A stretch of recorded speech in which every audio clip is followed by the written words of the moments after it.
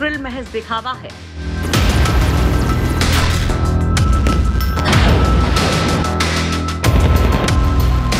Biden Putin का याराना छलावा।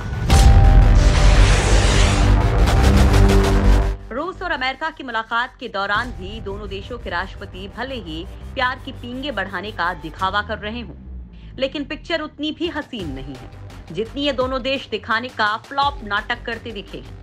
क्योंकि जो तस्वीर प्रशांत महासागर की दिखाई दे रही है वो दोस्ती वाली नहीं, भीषण टकराव वाली है। टकराव भी ऐसा वैसा नहीं, दुनिया का विनाश करने की कुव्वत रखने वाला।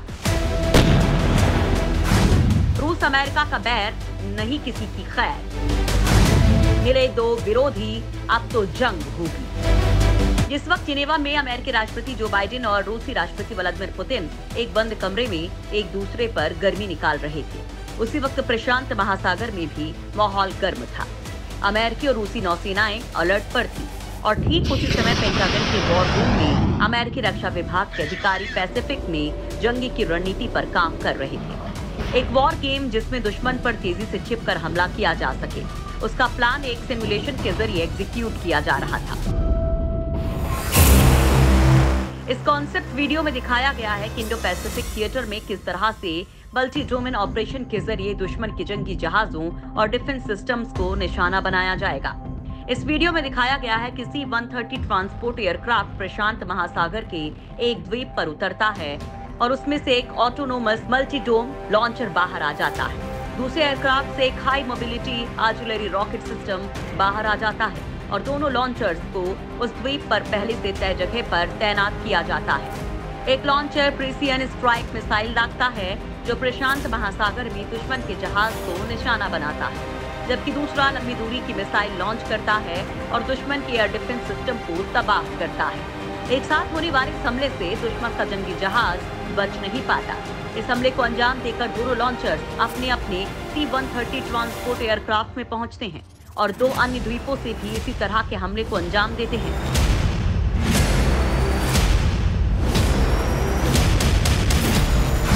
एक तरफ रूस से बैठक चल रही थी और दूसरी तरफ अमेरिका जंग की तैयारी कर रहा था। एक तरफ अमेरिका अपनी तैयारी कर रहा है, दूसरी तरफ पुतिन ने पहले से अपनी तैयारी पूरी कर ली और प्रशांत महासागर में अपनी नौसेना को पूरे साजो सामान के साथ उतार दिया।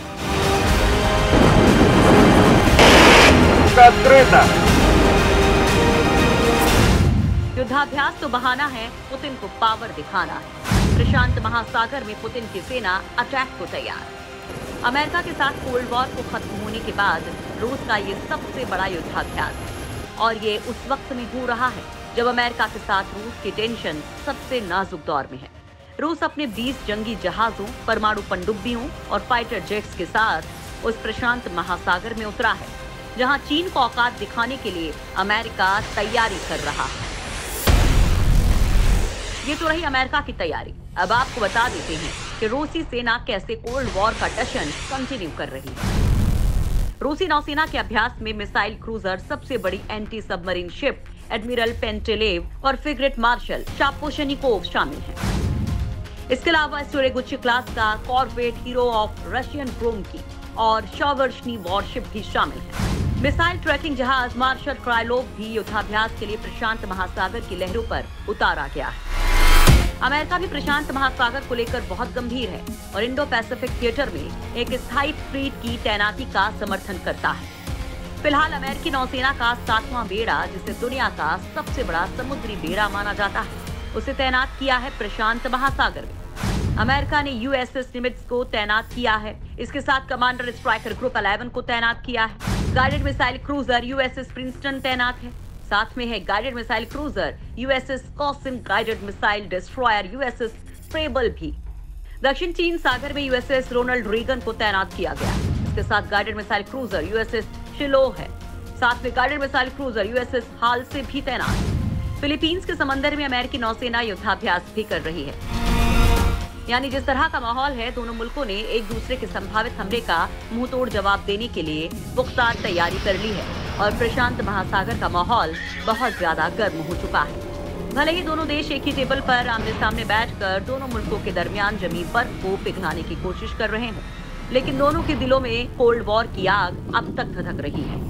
12 साल से रूस के राष्ट्रपति पुतिन अपने सैनिकों में इसी जज्बे को मरने नहीं देना चाहते हैं। हाल ही में आरोप ये भी लगे कि अमेरिका ने कई बार इस इलाके में अपने टोही विमानों को भेजकर रूस को उकसाने की कोशिश की।